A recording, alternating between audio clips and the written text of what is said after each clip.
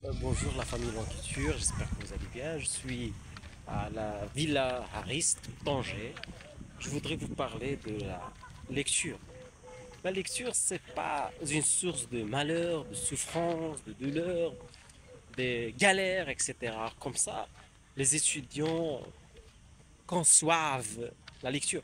Donc je peux lire dans un espace public, dans un café, dans le train, dans un jardin, par exemple, le jardin de Villa Harris.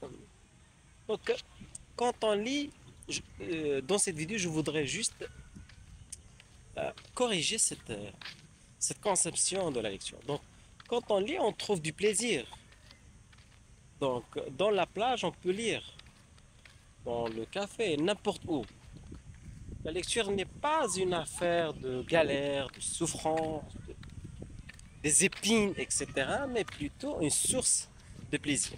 Donc, si vous êtes installé dans un café de luxe, vous pouvez prendre un roman et vous lisez un livre et comme ça vous allez trouver du plaisir davantage par rapport à celui où vous êtes installé. Quand vous trouvez du plaisir à voyager et vous pouvez alimenter ce plaisir par le biais de la lecture. Donc, à travers cette vidéo, je voudrais juste vous montrer que la lecture n'est pas une source de malheur, n'est pas une source de galère, mais plutôt une source de plaisir. Donc, vous pouvez lire n'importe où, pas uniquement à l'école, mais n'importe où. Comme ça, il faut concevoir, il faut avoir une représentation de la lecture des façons. D'accord. Quand on lit, on s'amuse. Voilà. Moi, ce que je fais, par exemple, dans ce superbe jardin au Maroc, ici, en el norte de nuestro país, au nord du Maroc. Voilà. Maintenant, je suis en train de lire des contes de Madame Dollois. La reine continua d'être triste. Ou plutôt, il continua d'être triste. Il lui demanda ce qu'elle... il faut signaler également que la lecture, c'est aussi une arme face à cette réalité technologique qui nous a envahis. Excusez-moi pour ce bruit.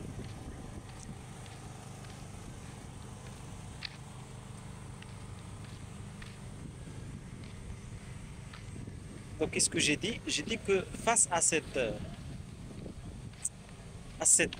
tempête, plutôt une tempête technologique qui a envahi l'humanité, c'est la technologie, les réseaux sociaux, les reels qui frappent la mémoire, qui sont très dangereux. Donc, dans cette réalité, on peut combattre cette dépendance à l'Internet à travers la lecture. Et je sais bien, je suis conscient de nos souffrances devant ces technologies.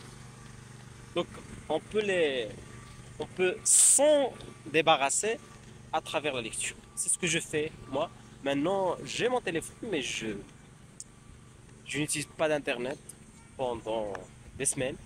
Puis je reviens, j'utilise le téléphone de temps à autre, surtout les réseaux sociaux, mais je l'utilise quotidiennement en utilisant, par exemple, j'en ai toujours besoin de téléphone pour utiliser le dictionnaire, par exemple, pour des documents très utiles. Je les exploite dans le téléphone portable que j'ai. Donc voilà tout ce qui concerne cette vidéo. On peut prendre une petite pause, comme je fais toujours avec vous sur ma chaîne, en essayant de lire et de vous inviter à lire, en essayant de participer dans un défi virtuel. Un défi virtuel. Donc, prenez un livre et essayez de lire, s'il vous plaît. C'est ce que je vais faire moi-même maintenant. Il continua d'être triste et lui demanda ce qu'elle avait. Elle lui dit qu'en mangeant de trop bon appétit, elle avait avalé sa bague de noces qui était à son doigt. Donc maintenant, je lis le conte, la princesse Rosette de Madame de Loire. Conte de fées. princesse Rosette. Donc le roi connut qu'elle était menteuse car il avait serré cette bague et lui dit, ma chère femme, vous mentez, voilà votre bague que j'ai serrée dans ma bourse. Dame, elle fut bien attrapée d'être prise à mentir.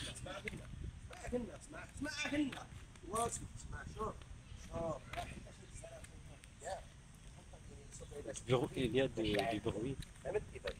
Malheureusement, c'est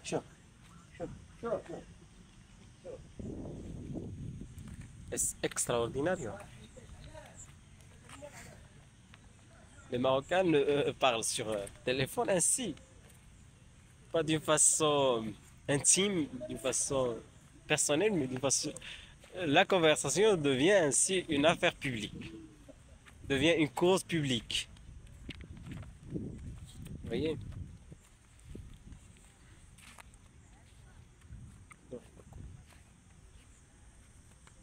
Espera un momento. Je cherche une chaise là où je peux m'installer pour reprendre la lecture du conte. Voilà, je suis pas trop loin de un lugar.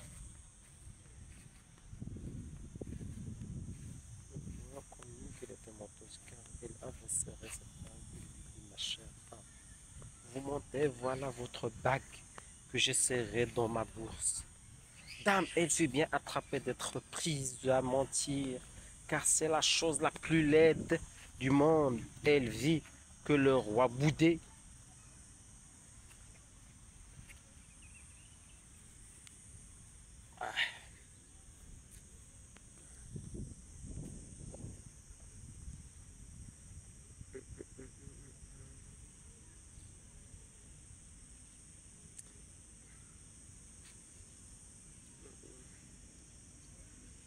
Elle dit qu'il avait les...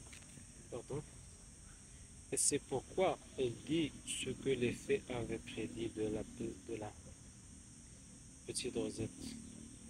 Et que s'il songeait à quelque bon remède, il le dit.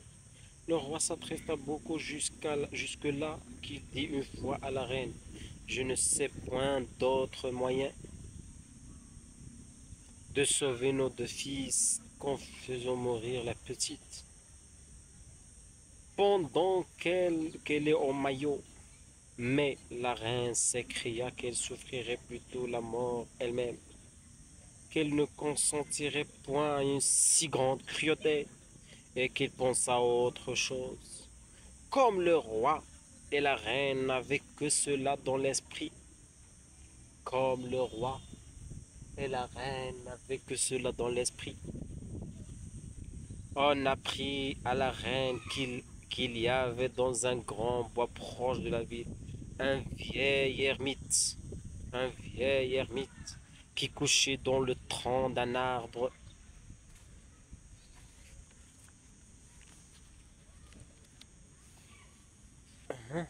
Pardon, et qu'on allait consulter de partout. Elle dit, il faut que j'y aille aussi.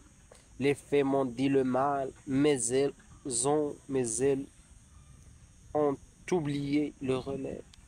Elle monta de bon matin sur une belle petite mule blanche, ferrée d'or, toute ferrée d'or.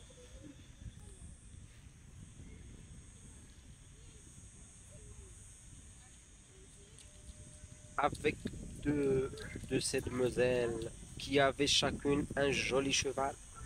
Quand elles furent auprès du bois, la reine et ses demoiselles descendirent par respect de cheval et furent à l'arbre où l'ermite demeurait.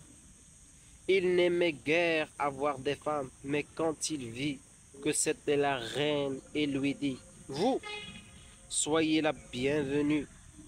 Que me voulez-vous? Elle lui conta ce que les fées avaient dit de Rosette. Elle lui demanda conseil et lui dit qu'il fallait mettre la princesse dans une tour sans qu'elle en sortît jamais. La reine le remercia, lui fit une bonne aumône et revint te dire au roi